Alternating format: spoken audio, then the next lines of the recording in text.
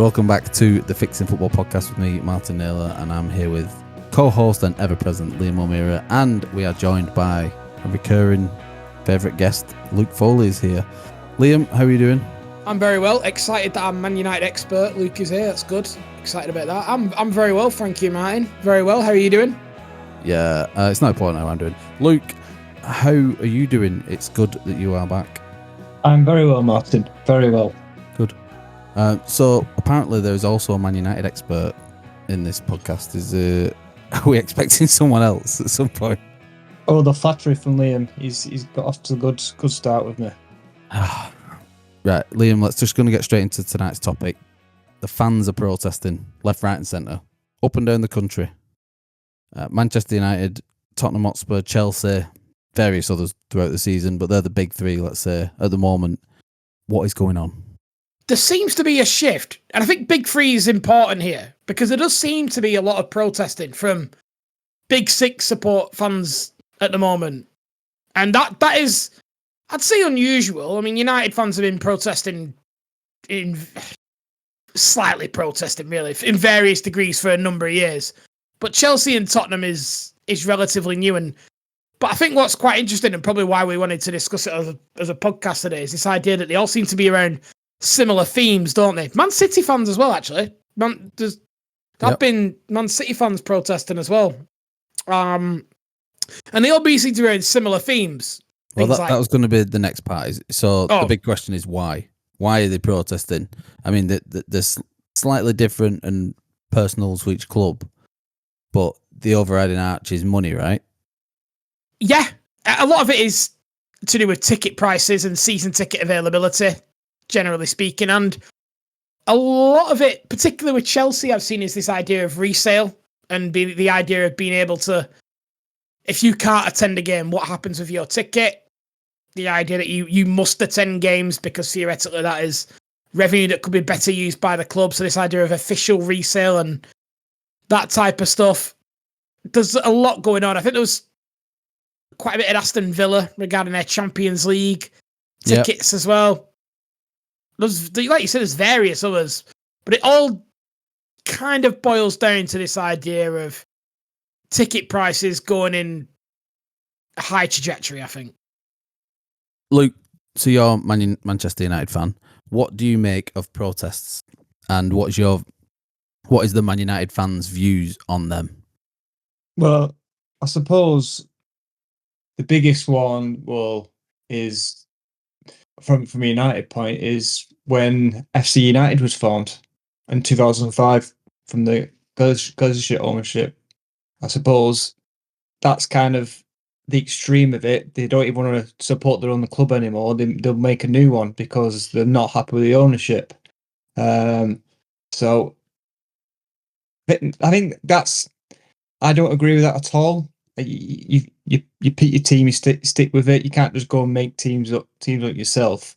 But I think there's been protests each year from a United point of view about the Glazers. But I think what you've got to realise is the Glazers are too embedded. The only way that the Glazers are going to leave United is potentially when it hurts the pockets of them.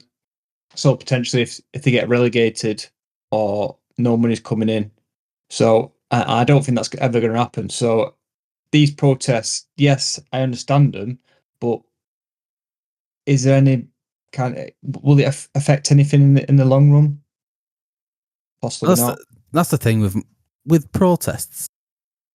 I think, Liam, you're right in that it only affects them when it starts to hurt the pockets. And the thing with football fans is that they aren't willing to not go to games, which is where it would hurt them, is when you stop selling out Old Trafford and Spurs Stadium and Stamford Bridge and wherever else is stopping going to games and stopping buying the merchandise and your Sky subscriptions and whatever.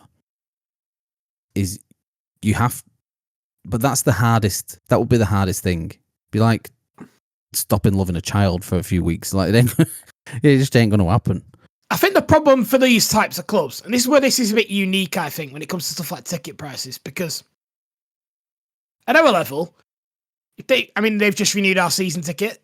I've just done it. I've already renewed. It went up by like 15 quid this year.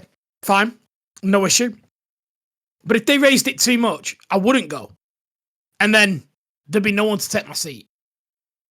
This is the difference, I think, with these big clubs, is that if they do raise it and these fans do protest by not going, there'll be someone else to take the seat, particularly at those three clubs, because they're not only like massively well-supported clubs in the areas that they're in, they're worldwide tourist attractions, particularly Tottenham and United. So there's just, it becomes even more difficult for these fans to really sort of lay a glove on their owners and achieve what they're trying to achieve, because ultimately, by not turning up, they're actually doing what the clubs really want them to do, which is not renew their season tickets anymore.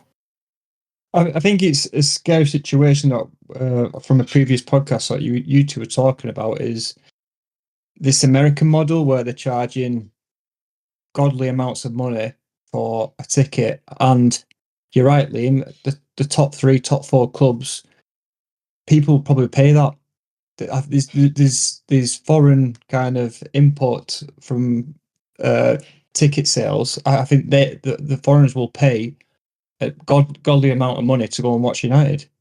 So, I mean, you're right, and they're the points that we need to be focusing on. I want to get into the specifics of each one of them 3 clubs that we mentioned in particular. Chelsea's was very much focused around Todd Bowley, his running of the club, and also his links to, is it Vivid Seats, the ticket company? I mean, we spoke about it before, we talked about that. Yeah, about the ticket, the price surging that's going on. Chelsea tickets ending up on these resale websites, and there's hundreds of Chelsea fans involved in this, and some other like more well-known Chelsea fans have come out and spoken that they don't think that the thought behind the protest was 100% genuine, should I say, and it was a little bit for show. But the sentiment is still there for a lot of people, and I can get that, because that's sort of, it's one incident that all these fans go, no, this is wrong. The Tottenham one is a little bit more that's been built up over years, about the Enoch group and Daniel Levy and the running of the club, and there was thousands, like tens of thousands of people in this protest. There's pretty much everyone on their way to the Tottenham ground that day. I can't remember which game it was against, but it was quite an impressive turnout for a protest, and they were all Levy out. Was it the Bournemouth game? Was it the most recent game, the Bournemouth game? Was it? It wasn't. No, not the most recent one. I think it was a week or so ago, maybe 10 days ago. I can't remember, but it irrelevant. It was one of the more recent home games. And the thing with Tottenham, you've got to caveat, is they're the most profitable club in the world, definitely in the Premier League. They have this unbelievable facility that they are using to their advantage with concerts and God knows whatever else is going on there. Awards nights. And the Tottenham fans were protesting, from what I can gather as well, is because of how shit they're doing. And maybe a lot of this does go away if Man United start having a good couple of seasons. I mean, no one was protesting about the Glazers initially, other than the FC United breakaway. There was no one protesting early on about American ownership. It was because you had success. Now, when you take that success away, all right, it quickly went away. There was no protest when you was having title parades every couple of years. Yeah, I think there was pockets still. It's always been there since 2005, since the takeover. Yeah, but then the green and yellow scarf brigade only come out when you're not successful, when you're losing. I think there's a truth in both of what you're saying. Luke's right. There was people that were against this idea of the debt leveraging model from day one. However, I agree with you, Martin. It was definitely less vociferous when they were in Champions League finals against Barcelona. I don't remember too much of it then. However, there has always been an underriding element. Yeah, but the Spurs one is the one I feel like I can get behind the most, though, is because the fans are protesting due to the club's performance and the lack of ambition shown by the ownership and the manager model.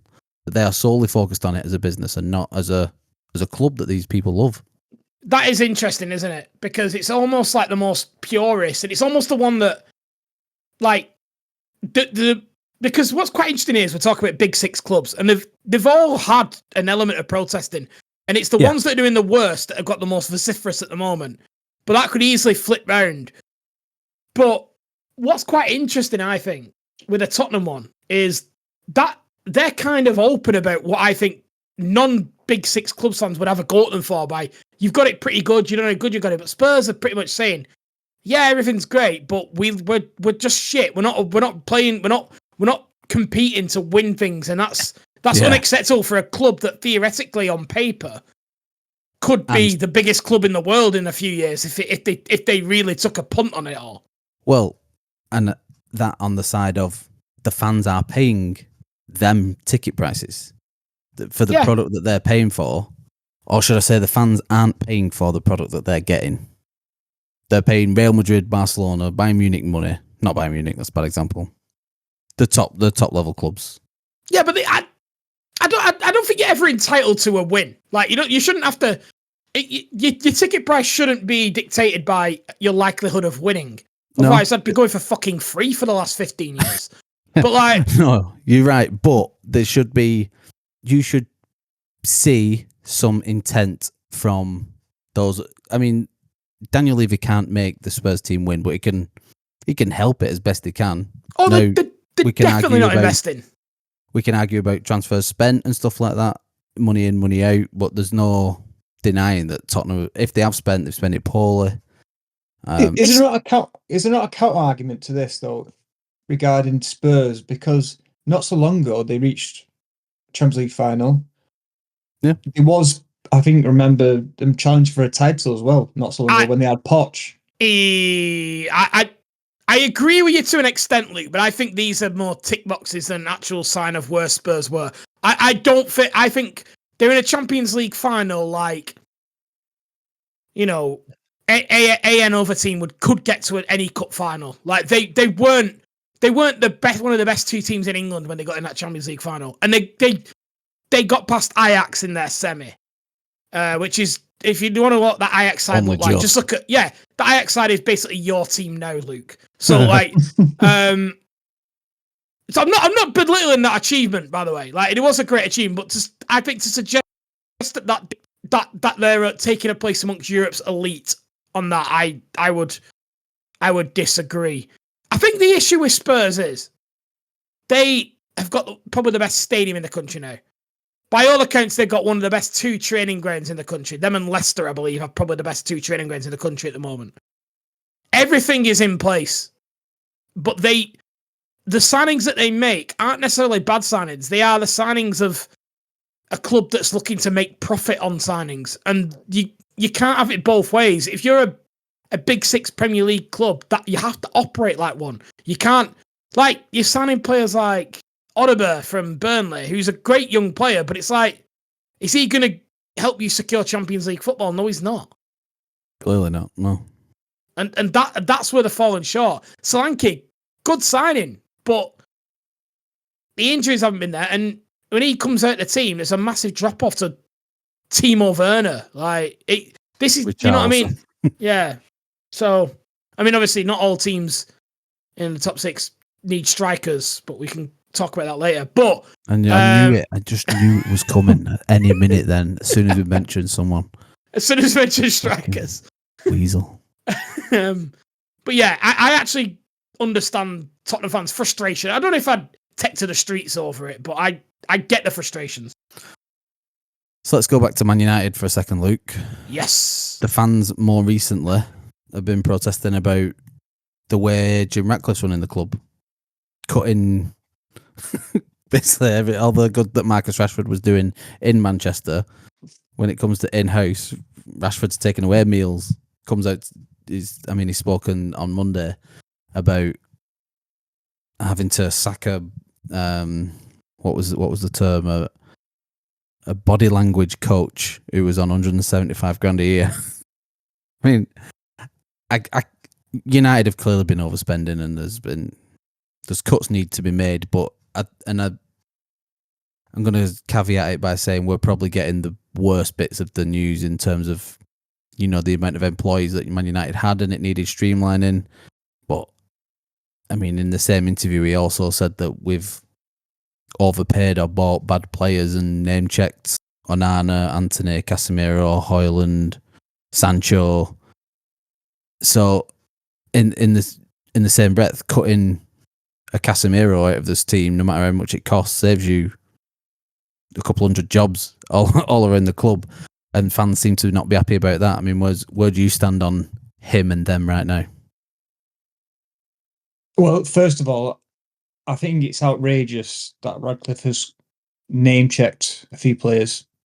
Yeah. No owner of a football club should be doing that. No, especially someone from that. It's outrageous.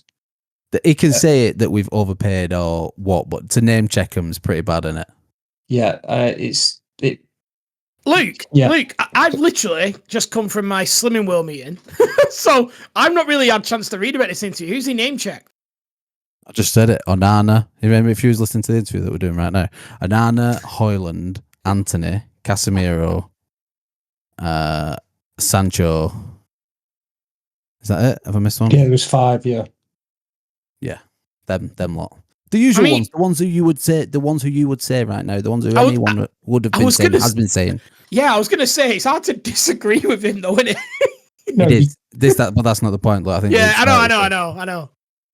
Yeah, owner of a football club shouldn't be name dropping players like that. But you're right, Liam.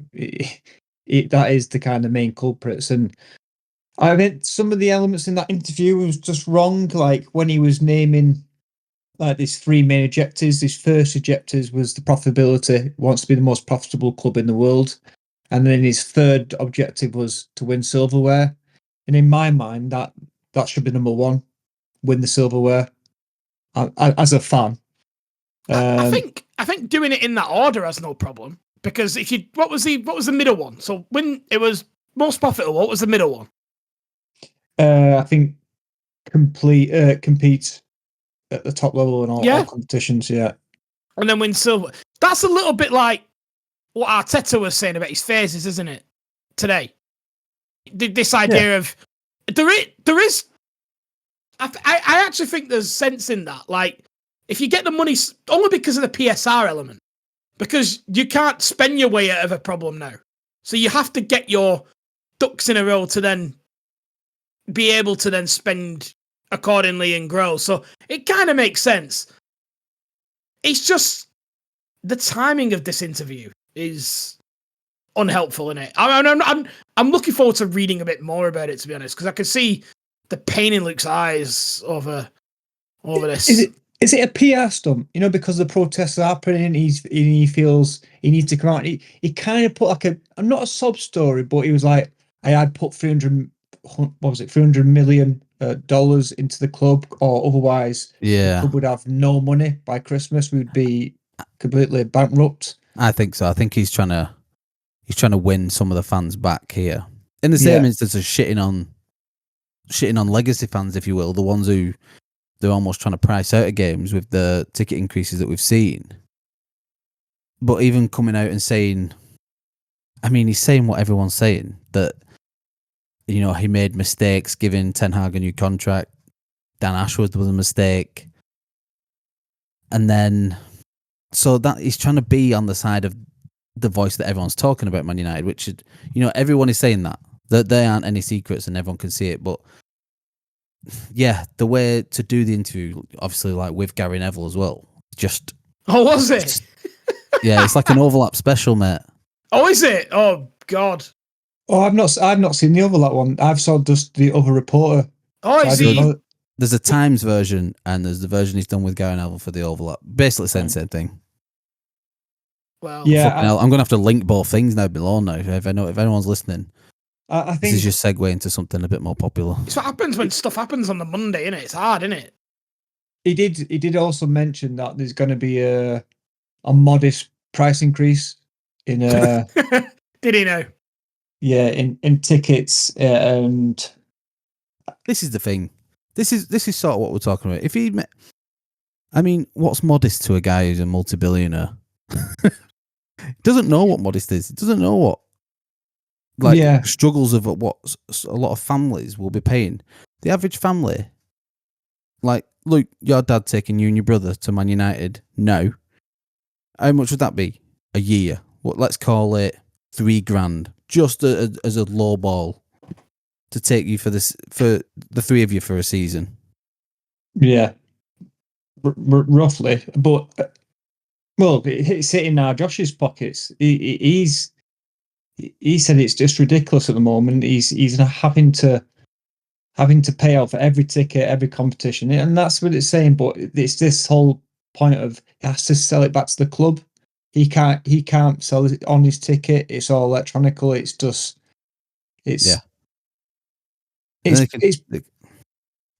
a bit. It's just I can. The thing is, I can see from their certain point of view though. If the club is in that dire state of financial wise, and they're saying that we would have no money by Christmas time, and these cuts were necessary, I can understand it. But when you're hitting the season ticket prices, I think it's not good luck, is it? I got to call bullshit on that, but Liam, I need you to jump in here. Like, do you agree with that? It's a lot of shit. Running out of money. I think the value of his investment valued United at what, 5 billion, 5.5 billion, something like that. Yeah. Like, if they need money, they can find money. It's just a complete. And to be honest, like, I do understand the idea of making things leaner, and it's still very nice. It's people's jobs, and but a lot of businesses do make redundancies for when there's new investment. It does happen. I just think the way that when they talk is a little bit disingenuous tone to some of the stuff that's being said. Like, you know, we've got no money left. That kind of. It's just like, turn it in, mate. Like, Liam, I've just remembered the second. It wasn't to compete for a top level. It was to have the best stadium in the world. That was the second. That was his second point. I must admit, if you asked me to guess, I did think stadium when I asked the question. I thought, I bet it's to do with a stadium. Yeah, is that not change your mind a bit then? Because it's a profitable, most profitable, best stadium, and then silverware. Nah, stadium unlocks new potential these days. If you want to grow as a football club, it's the best way to grow is through a new stadium. In terms of revenue streams, because of things like PSR. The problem with PSR is the Premier League can change the rules all it wants, but UEFA are not going to anytime soon, I don't think. So you've got to bring in revenue streams, and the easiest way to bring in revenue streams, and it's not about initial investment and the cost of building the stadium. It's not about that. It's the revenue streams that come with a new stadium and the additional corporate facilities, the additional seats, the additional usage that you can build them for. All that kind of stuff means that you can bring more revenue into your company, which then means that you can then theoretically win more on the pitch. So I get it, Luke, but no. I got 2 points there. When I worked at Bolton Wanderers, because I was like classed as club staff and not playing staff. So as club staff, you are basically told that we're an events company, and what the fuck was that? I don't know what gesture I just did. The gay gesture. Did I do that for a minute? What? Anyway, go on. I don't know. Basically told we're an events company and we have 30 events a year, and that's how the club operates. And in between match days, you're just working on the maintenance of that. And one of the ambitions of the ownership at the time was to turn that from 30 events a year to 150 a year. Yeah, in various guises and stuff. And that's what you can do in the way that Tottenham are doing it, in fucking go-kart tracks and Beyonce concerts and all sorts of stuff. So that, yeah, it's the same. Yeah, makes sense. It absolutely makes sense. My other point was that,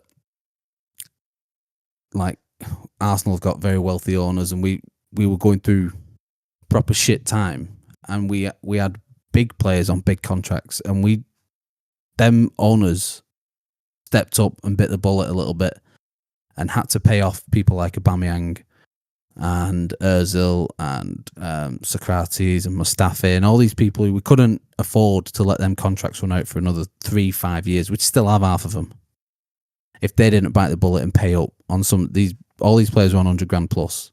Ozil and Aubameyang, you're looking at 300. These are massive contracts that they came to some agreement. You go your way, it ain't working anymore, it's gone. You can't tell me there's no amount of money that Casemiro could have looked at and been like, no, he's like, no, I'm staying here. Like that. People like Radcliffe at that moment need to step up and say, we need to start making stuff happen. We can't just start sacking dinner ladies and lollipop women and God knows.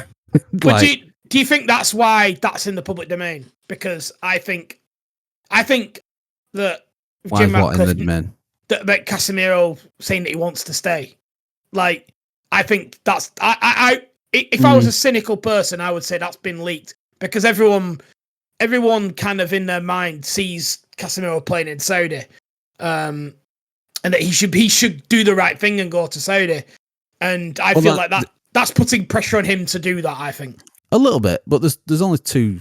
A guy who's 32, 3, I'm not sure how old he is now, on a reported 300 grand a week. He's maybe not going to want to take a pay cut to stay in competitive football. I'm not saying Saudi's not, but it's not really. And Saudi's the only place who's going to pay that sort of money. It doesn't have the PSR restrictions that everyone else does. Yeah. It's going to pay that for a big name and who's 33. I must admit, I find it quite galling to think of the way everyone talks about Casemiro like he's the oldest man alive and he's quite significantly younger than us. I know. I think you could run further than though, Liam. Oh, I'm an athlete now. With 2 Fs. So where do we fix this? How can we appease the fans here? What can the clubs do to fix it? I mean, we can't do anything, but what should be done? Man, well, ask your opinion. Are protests necessary? Do they do anything? Long and short answer is no. But they're, especially one at the size of that Tottenham did, when you got 10,000, when you saw the Super League protest that happened, they did work. Yes, that's a key point here. The independent regulator basically came off the back of the Super League protests. Which we're still waiting for, by the way, but yeah. Yeah, and so they can do, Luke. They can also be pointless. But they're never pointless in a way, because it's all you can do, really. So they're never pointless, but they can be more effective at certain at a particular moment. The thing is with protests is they're not that the end goal would be to start taking money away from Manchester United and hurting the very thing that they love, and Tottenham and Chelsea and whoever else is involved, which football fans don't want to do. Can I say one last point on this actually before? Because I was going to talk about this earlier because I think Luke or you might said something quite interesting about it can attract certain people that blow it out of proportion. I remember the Bolton protests. It very much does that. There is an element of that where people can use that toxic environment to maybe promote their own interests a little bit. And yeah, that's a real thing. And I imagine with sort of the growing sort of YouTube/content creator culture, there have been a lot of people trying to put themselves front and center of the March to the Bastille on these types of protests. But that won't help. Do you think clubs, I'm not saying do it in the way that Jim Ratcliffe seems to have done it, and I need to watch this interview for a bit more context, but do clubs need to address these protests more? I mean, you've not heard anything from Levy and the Enoch group and anyone from the higher ups at Tottenham about the fans. Even Ange sort of waved it away and he was concentrating on football, mate. Yeah, I think Chelsea ones have not heard anything. Well, Todd Bowley kind of half dismissed it, didn't he? I have an interview with some I heard a snippet of an interview at some financial conference. It was, I think, the football financial conference, but something to do with that. And he semi-dismissed it of basically saying that as a leader, you've got to take decisions that will upset some people, but I'm confident we're on the right trajectory. And that is kind of it in a nutshell, isn't it? Like, they've got their own ideas. Yes, they accept that people might not agree with everything that they do, but they've got their own plans. Tottenham have been silent almost from what I can gather. Jim Ratcliffe has done what he thinks is the right thing, which is to sort of front up interviews. So they are doing stuff. It's just they're not doing what people want them to do.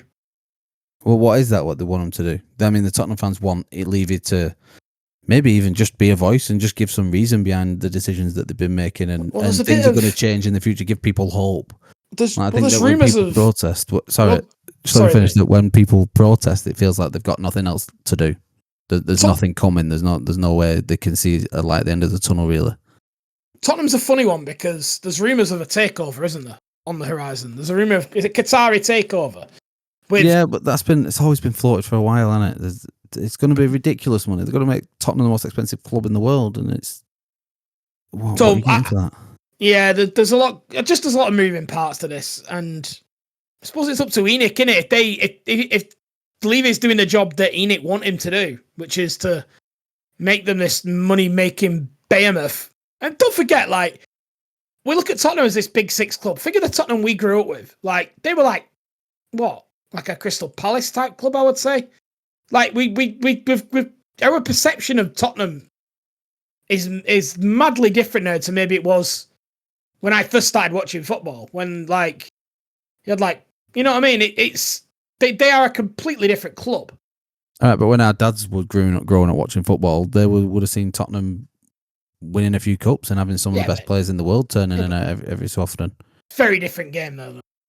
Yeah, things change. So basically, in our lifetime, we've seen Tottenham go from a top 10 club to a top 6 club in 25, 30 years.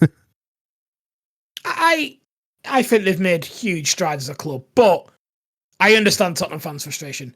In terms of fixes, the regulator is the fix, because then you're making sure that people get heard. Now, it doesn't necessarily mean owners should have the right to do whatever they want with football clubs, because they buy them, they pay the money. There should be things there to protect certain fans, and they should have consultations regarding tickets and things like that. And hopefully this is where the regulator helps. But it's quite a hard thing to roll out a massive super fix on.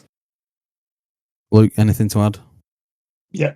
The fix is no Americans. There we go. Finally. Send them back. Nothing to do with America or anything to do with them. Just keep out of our game. I like our ones. You like them now? You didn't for a bit, yeah. Well, yeah, it was a bit sketchy, but they acted right. And it's funny how that changed when he started winning a few games, isn't it? Yeah. It sort of brings us back to the point we said at the start. It is. Right, let's have a quick break. Got some other stuff to talk about.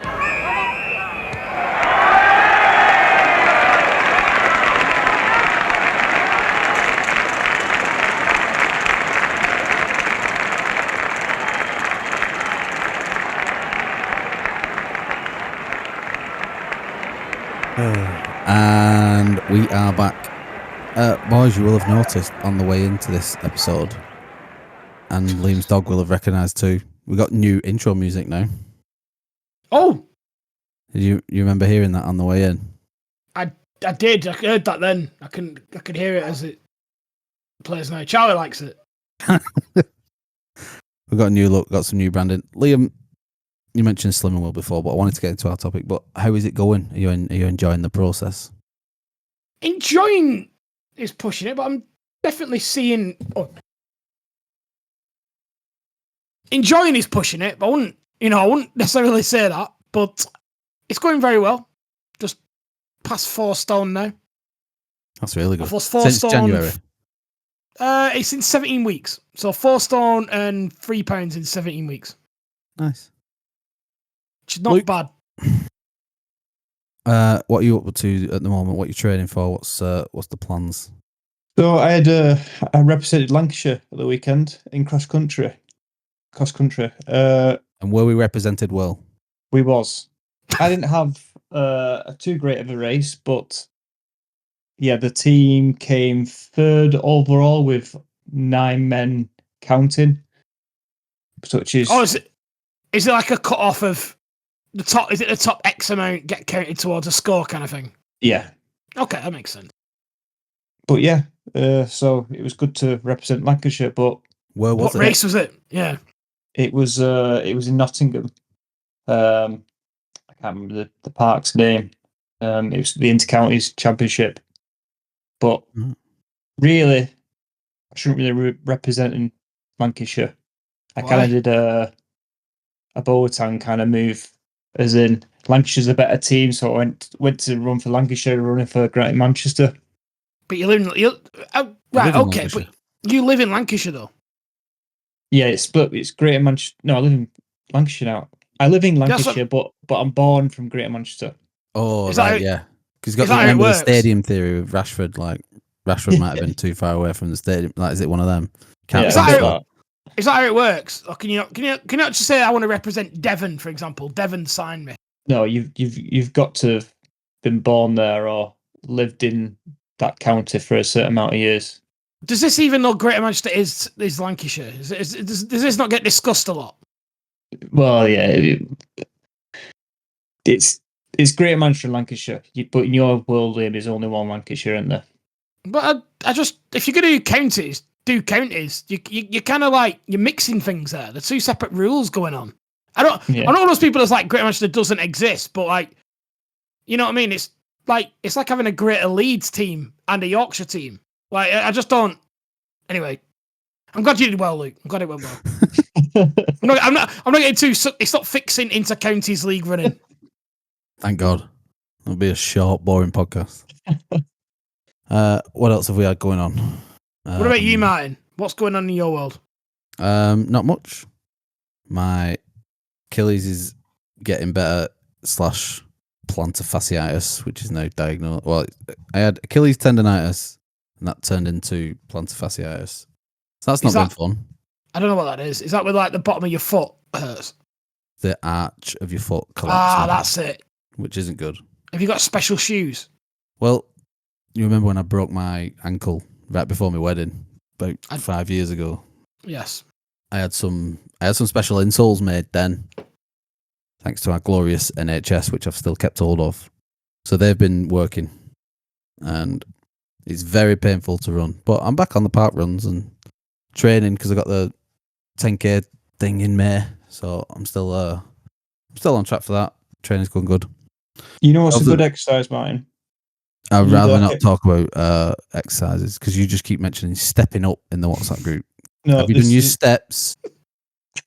There's a good one. You need a really hard ball, and you rub your foot on it for what you've got. It hurts, but it'll work. That sounds actually like it will help. That's what I've been doing. Yeah, I speak to professionals. I don't really. I've got a Lucky 8 ball and a cricket ball that I use. This is my work Lucky 8 ball. Is that how you make your big decisions at work? It's Lucky. I've always had it. Same one. It's for like 15 years I've had that. Yeah, it's doing wonders for Liam's career and life. Is this the secret? Everyone always asks, Liam, what's your secret? It's my Lucky 8 ball. Other than that, gigs have been going good. There's a couple good ones recently. So thanks for that rehab advice, Luke. Let's talk about some football again, because that went on longer than it should. Yep. Liam, we'll start with you and Bolton Wanderers for a minute. The most informed team in the country since not the country. Yeah, not the The country. whole world. The whole world. If our Twitter admin will have you believe, the most informed team in the whole of the land. Yeah, I don't know who's been looking after our Twitter admin, but I've been agreeing with a lot of things he's been saying about Bolton recently. Yeah, we're doing fantastic. I think there's only a couple of teams doing better than us. Yeah, really amazing. Really, really, really good form. And it's not even against that being top of the form table in the league when we played the top two in that time as well. I think that says a lot for the direction that we're heading. It wasn't. I think I said a lot. Like we were never a million miles away. The team looked all right. We just needed that reset button pressing. So it's not really a surprise. It's the same players. The tactics aren't hugely different. They're a little bit more flexible, and we will play with four at the back, and we do go wide a lot more than maybe we did beforehand. But it's just a breath of fresh air, and we don't fear anyone. Well, that leads me on nicely. I was going to say, just talk to me a little bit about that win at Birmingham. I mean, right before the match last week, and then we'd sort of written it off as a free hit, and you went out and beat them 3-1. And it's and I saw a lot of Birmingham fans on Twitter and X and social media just saying, yeah, Bolton outplayed us. They were the better team, took it for granted, and they sort of were as congratulatory as the Bolton fans were being as well. Yeah, we've got such a resilience. So Birmingham started really well.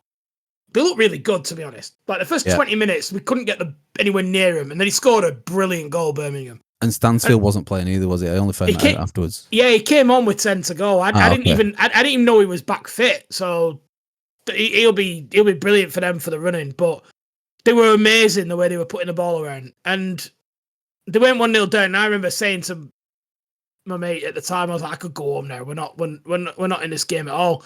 And then we got the game by a scruff of the neck. Like we proper took it to him at 1-0 down, got ourselves back in the game. The McAtee goal. I think Peacock Farrell, the Birmingham keeper, will be disappointed with it, near post from a bit of distance as well. Not near post, from one of those that's like right on top of them, and they get stick off. People don't know what they're talking about. It's quite a poor one to concede, and from then on in, we bossed it. So would you give a lot of credit to the manager then, in that you wouldn't have seen that turn in a match coming under Everton, the previous regime? Well, we've won 3 of the last 4. And all 3 we conceded first. So, it's a good trait to have. Yeah, and I can't remember us doing that.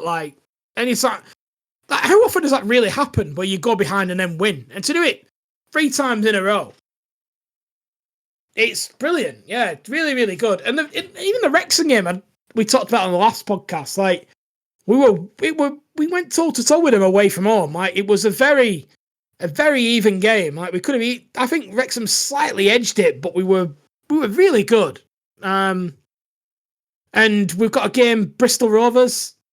It'll be tonight when this goes out. Another big game, and if we win that, we're pretty solidly in the playoff positions. There's an outside chance of automatics. I think I said last time, there's just not enough games, I don't think, for us to do it. Yeah. But the deeper we can get into playoffs, the better. And we just see where this goes. We've had a new sporting director today. Don't know anything about that. I saw it again just as I was about to go into Slimming World, so I've not read anything about that. Oh, you don't have fun about the Slimming World, don't you? But it's just a lot of news on Monday evening. This never normally happens. Usually it's a free hit, but we've had a new sporting director, so I'll have a bit more about that next week. But yeah, it looks like we're going in the right direction again. Okay. Luke, you're here, so let's speak about Manchester United.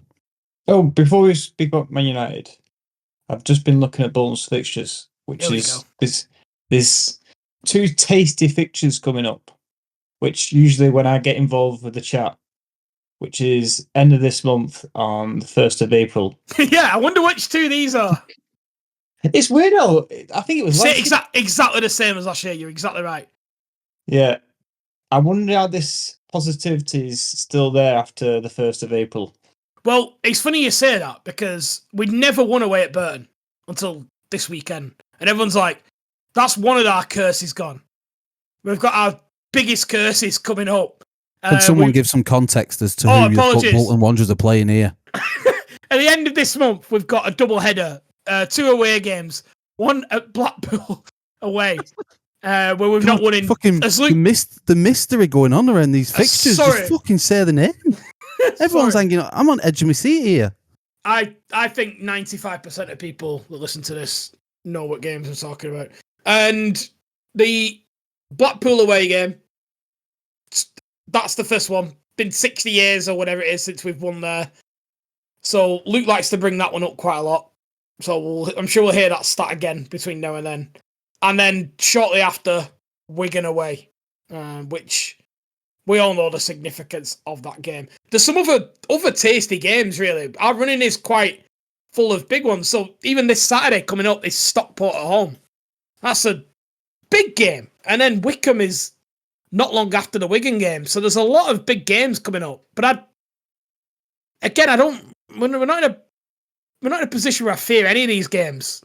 I just really, really want us to beat particularly Wigan, like so much. But we'll see. We'll see. Especially after you've been on a good run, it takes the pressure off a little bit. This is it. If we win tonight, if we win tonight, then we've got a 5-point buffer on Huddersfield, who would be in 7th. So, and he just sacked the manager as well.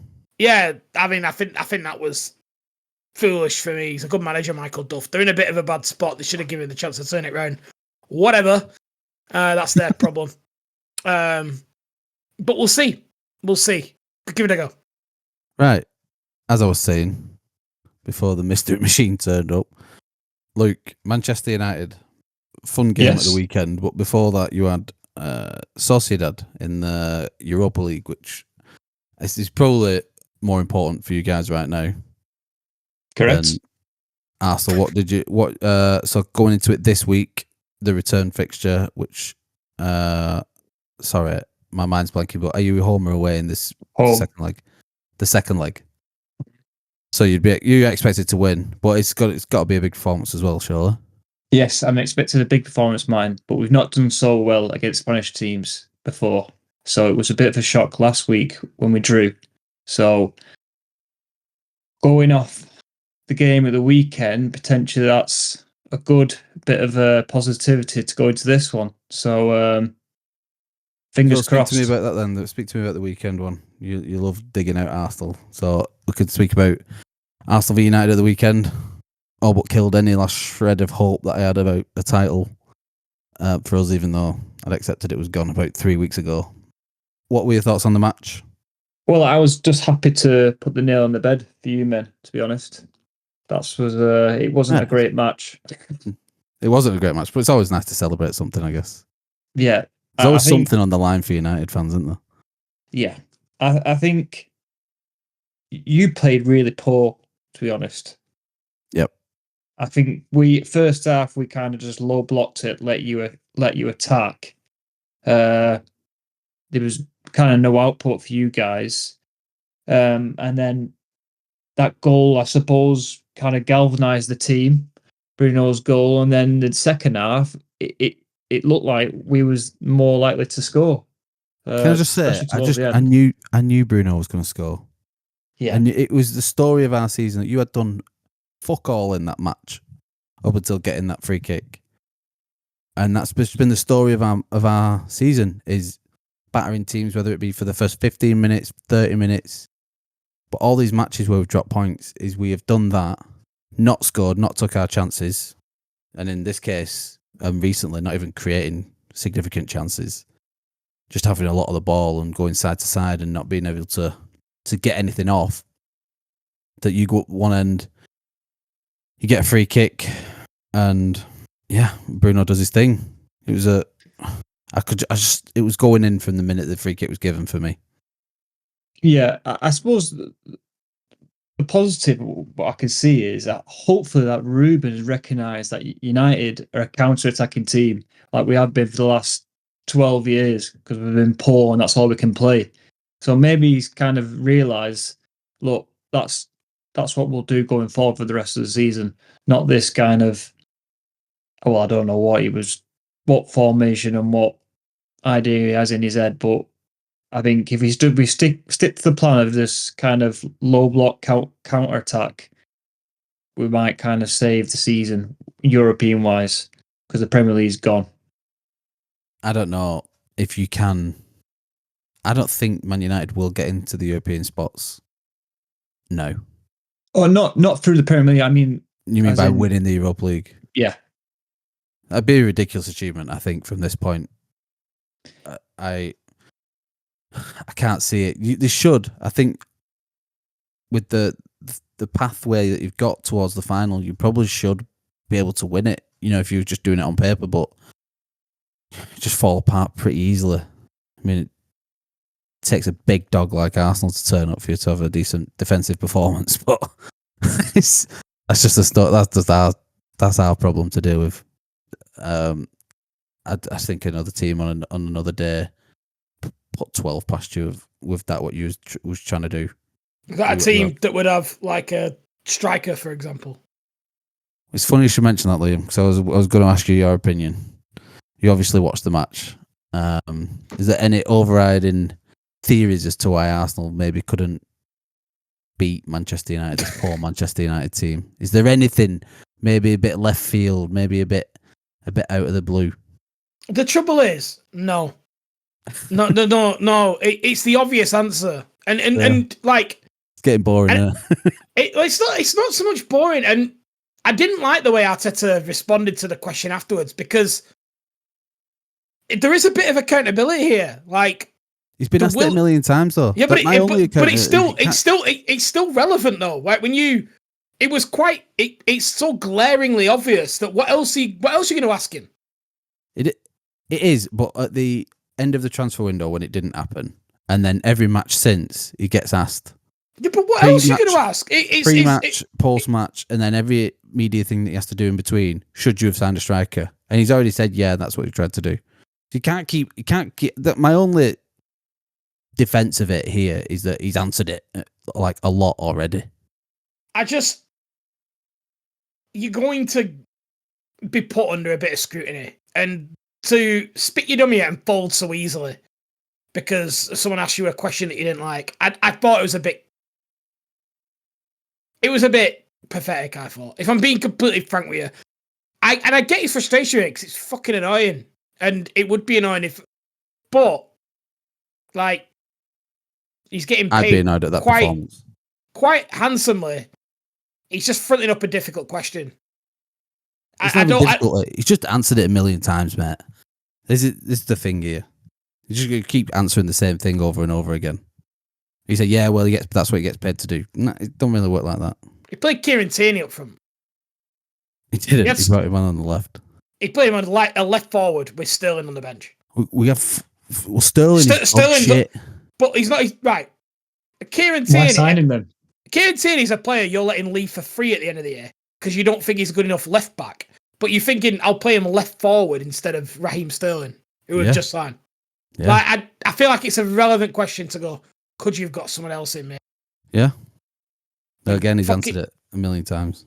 What are you still waiting for the answer that, yes, we should have signed someone because he has said that, and everyone else has said that as well? And I think it was quite public that we tried to.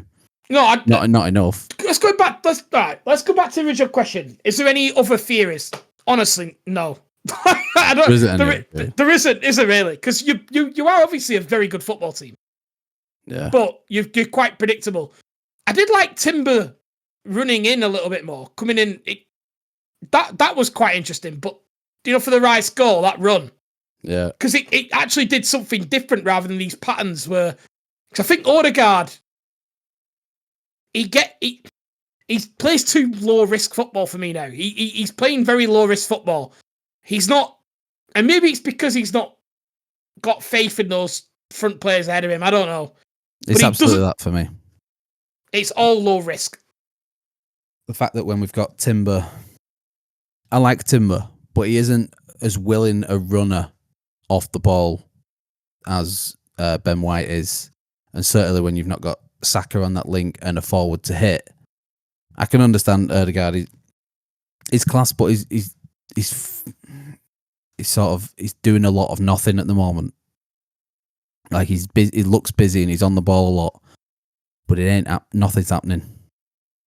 So it's really hard to come out and defend him. That's my only thought, is that White gives you more off the ball, more option. Timber's great on the ball, and he can go past people when he's on the ball. Technically, he's great, but I don't know. I think Trossard's been a bit of a disappointment as well. There's a big opportunity here to stand up and be the man. He just looks like a sulky teenager, doesn't he, when he don't get his own way. I think he's been really poor. His form's gone down for me when his responsibility's gone up. Because when he was trying to get in the team, he looked like he was a really good player when he was coming in. But now he's had his chance, and it's like, you are the man for the rest of the season. He's just gone missing. So I think he's one to get rid of. He's not good enough to win titles. I agree. He's a great squad player. And I think we spoke about that a while ago about certain other types of players.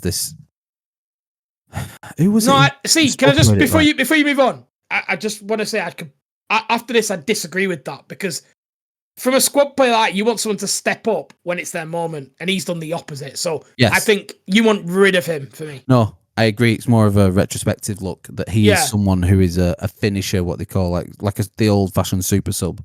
It's back up for Martinelli, wasn't it? That was the idea. Yeah, and more than capable to start a game here and there and step up. But like even when he first came in, whenever he started, he wouldn't score, and whenever he was subbed, he'd come on and score or assist and do loads. Yeah, It's like Jorginho's been a good version of that for you. Yeah, someone who's been good when he's been called upon. Yeah, but yeah, the rest, nothing's happening. It's just painful. The good news is we look like we've got the handbrake off in the Champions League. Great win at PSV. If anyone wants an Arsenal ticket, this week's the one to get one because everyone's selling them. Yeah, they are, aren't they?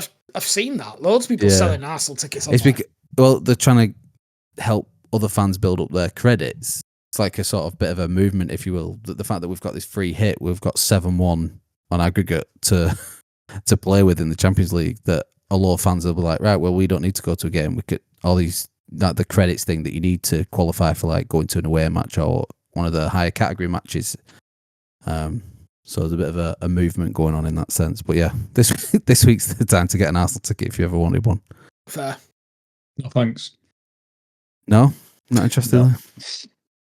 No. So we've done Europe. Where else do we need to touch on in the league, in the world? Liverpool, it's done in it. Yeah, probably. Yeah. What did he need? It's something like they need to lose 5 times for it to not be done between now and the end of the season. And they've lost and we once need to so win far. every game. Yeah, they've lost once so far. Yeah. So they're probably going to do it. I think even if they drew every match, no, I think we'd still have to win every game. I'm quite interested for them, that second leg against PSG, because there's an assumption that Anfield changes everything, but I'm not so sure. I think PSG looked a lot better, this version of PSG. It's always hard to tell with them, isn't it? You watch them domestically, it's not the same. But I'm not so sure Liverpool get through that game. I think PSG are dark horses to win the tournament. So we'll see. That midfield they've got's fucking brilliant. So I think watch that space about that second game. Liverpool might struggle, I think. Luke, any thoughts on Europa League? Your remaining or the future of that for you? Is it just get through this game? I don't even know who would United face if they got to the next round. I'm not too sure. I haven't even thought that far. I honestly thought we was going to get drilled off Sociedad. Yeah, I don't know. Let's just get through this next game. No, it'll be someone like Astana, fucking Bodo Glint, fucking Grimares, fucking who else? I think Rome is in there. Oh, Lazio's in there. Oh, Copenhagen, are they in there? Oh no, they're conference, aren't they? Yeah. Sorry. But I'm going to give Fortuna Dusseldorf. I'm going to give an outside shout for Champions League. I think Bayern Munich might win it this year. That's my top tip. Is that bold shout? I've gone for the second favourites. my tip, other than Arsenal, would be Barcelona. I feel they look like they can. Just beat anyone, even though they've got a relatively poor team to the great ones we're more used to. They're really good, and they can just randomly score 5 at any moment. Rafinha's great, obviously Lewandowski. I just think they've got a decent team, and I think they've got a decent run towards the final as well if they can get through. Yeah, they have got a good run. I was having a look at that today. It's there's a lot of people tipping them for a final, like a Liverpool Barca final has been tipped quite a lot. But again, I'm not convinced about Liverpool getting through. Liverpool's run's really interesting though, isn't it? If they get through this, then it's likely to be Aston Villa in the quarters. That's nuts and then the semi would be Arsenal, wouldn't it? That's if we got there, yeah. That's some Real run. Dig. What's with the digs? I'm not even bothered with it. I just think it's quite an interesting run for Liverpool. So I can see why people tipping that side of the draw, the Barca side. Right. I feel like we've missed something. No. Liam's half walked away from the mic, so I think he's halfway out the door. Sorry, guys. I think we've covered everything for this week. We've got some good podcasts coming up though, Martin, haven't we? Big one's coming up, plus episode 100 very soon. So stay tuned for that. Everyone's going to be involved. I've got one. I thought of one. Thought of what? It's always good to mention City lost. It did. So they did lose this weekend. Let's finish again. on a positive. Let's finish on a good note. City lost. Yeah, And Everyone's so- happy about that. I'm, and maybe some point in the near future we might end up doing a City podcast. Who knows? I'm hoping very soon. But we can actually a podcast we can actually say things on. That'd be nice. I know. Rather than go, Been skirting yeah. around it for 12 months. yeah, like they may or may not be hearing that may or may not involve a certain club. I'll be happy to not say allegedly anymore. Right. We'll end it there. All the information can be found at fixingfootballpodcast.com. You can find everything about this week's and next week's episode all on there on our socials. So go and find us online. And we will catch you on the next one. Thanks for joining us, Luke. Liam, thank you as always. And we'll see everyone soon. Goodbye. It's all right.